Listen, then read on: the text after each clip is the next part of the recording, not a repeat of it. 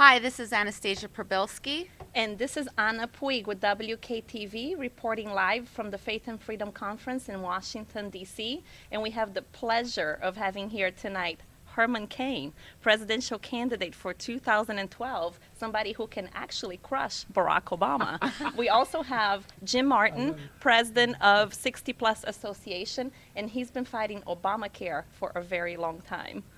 Thank you, ladies. Happy to be here. It's my pleasure. Thank you so much for being here with us. So my first question to you, and I Yes. think everybody around the nation has been wondering, what compelled you to get into this race?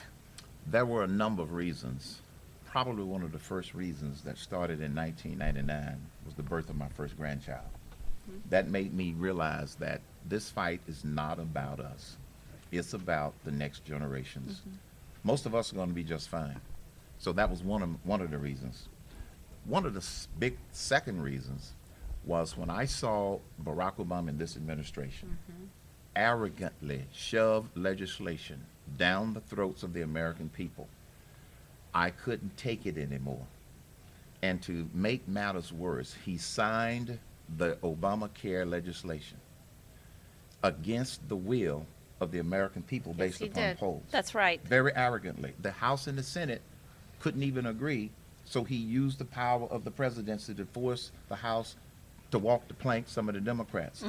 And then to add insult to injury, he signed it on my son's birthday. Oh my Oh. goodness. That was enough. I couldn't take it anymore. And we are glad that you couldn't take it Thank anymore. you. And then Absolutely. when, the fact that he did that, and when you add all of the other broken promises, the arrogant disregard, throwing Israel under the bus, saying that America is not an exceptional nation, I just couldn't take failed economic policies, but yet continued to try and tell the American people that we are in a recovery. No, we are not. So I had to basically utilize my skills and abilities to see if that would be something that the American people would support.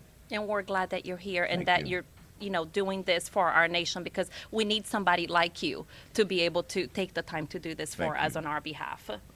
From what I've learned about you over these last couple of months, what Yes. I'm most impressed about is that you are a businessman. Yes. And I believe with your business experience, you'll be able to, use our country to create jobs and to, you know how to do that. Yes. So can you talk about that a little bit? I'll be happy to, because I was asked today by a reporter in an interview, did I think that my business principles and skills could be used to run government?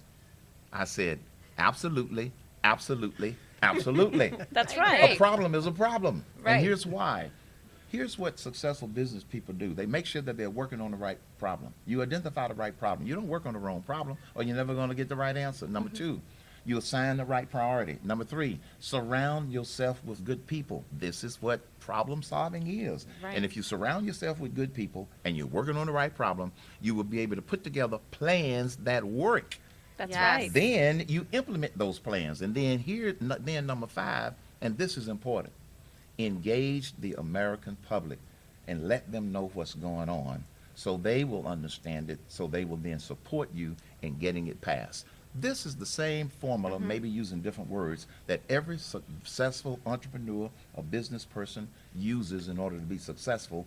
I have no doubt that these same principles and this same approach can work running the United States of America. And we believe in you. Now, turning over to Mr. Martin, Jim Martin, good friend of ours, good friend of the Kitchen Table Patriots, somebody who has been fighting really hard against Obamacare, who has stood up for the seniors in the United States, the seniors in this country. How do you plan on working with Mr. Cain going forward? Well, look, let me just say this. When he talked about his grandchildren, on behalf of my 7 children and my 15 or 16 grandchildren, I lose track sometimes. You got me beat. I got to tell you this. Pat Boone is our spokesman. Pat just turned 77. I'm 75. We seniors know we'll have a real friend in the White House in Herman Cain. I've known this man a long time. He's the true believer.